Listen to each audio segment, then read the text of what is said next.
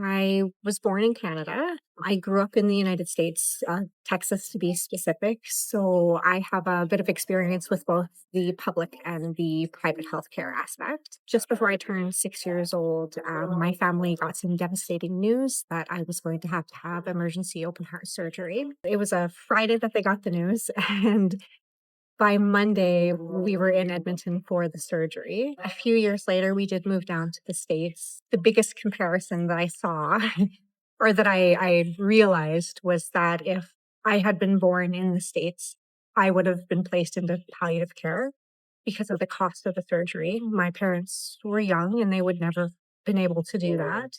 And everything was covered from my surgery to my parents staying at the Ronald McDonald House and my sister staying there as well so that we could all be together. I have a huge, huge respect to our system in Canada. I know it's not perfect. I know that we're fighting every day to make sure people have the access that they need. My parents didn't have to choose, and they're not the only ones who didn't have to choose. I grew up with people who had to choose. When you have to choose between putting your family in more debt or being alive, it's the unfortunate reality that people in those systems face.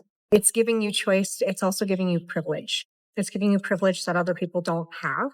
You're stepping in front of people. The people who really need it aren't accessing it because just because you have a choice and just because you can pay for it doesn't mean it's necessary.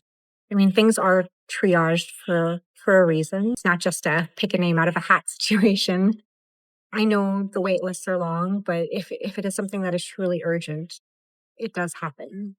I was doing part of my nursing down there in university, and it is different. You count every band-aid you give. I guess pediatrics, like here, everyone gets popsicle. In the States, all of those things, they're just numbers. Everything is added up and handed to you in a bill. Lives are at stake. It's very, very, very serious. I'm one of the lucky ones, but there are countless numbers of other people who are not as lucky as we are.